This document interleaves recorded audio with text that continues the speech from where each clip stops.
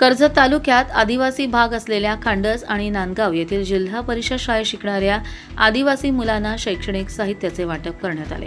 कामगार नेते महेंद्र घरत आणि यमुना सामाजिक संस्थेचे माध्यमातून सालाबादप्रमाणे शैक्षणिक साहित्य आणि खाऊ वाटप करण्यात आले।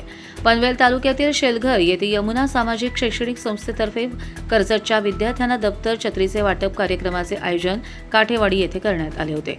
कर्जत येथील रायगड जिल्हा परिषदेच्या खांडस, तुंगी, आंबेरपाडा, काठेवाडी तेथील अंगणवाडी आदी 6 शाळांतील 350 विद्यार्थ्यांना यमुना सामाजिक शैक्षणिक संस्थेचे संस्थापक अध्यक्ष आणि आंतरराष्ट्रीय कामगार नेते महेंद्र घरत आणि शुभांगी घरत यांच्या वतीने हे शैक्षणिक साहित्य करण्यात आले। यावेळी राम म्हात्रे, वासंती म्हात्रे, गुलाब घरत, ललिताताई घरत, श्रीकांत घरत, मीनाक्षी घरत, शकुंतला ठाकूर, बानुबाई भगत, यशवंत ढोंगे आणि एमजी ग्रुपचे सहकारी उपस्थित होते। यावेळी बोलताना महेंद्र घरत यांनी दुर्गम भागातील विद्यार्थ्यांना शैक्षणिक मदत करणे माझे कर्तव्य असल्याचे स्पष्ट केले। दुर्गम भागातील विद्यार्थ्यांना शैक्षणिक सुविधांची वाण वाचते आणि त्यामुळेच अशा शाळेत जाणाऱ्या मुलांना शैक्षणिक मदत करून त्यांचे जीवनमान उंचावणे ही आपली नैतिक जबाबदारी आहे।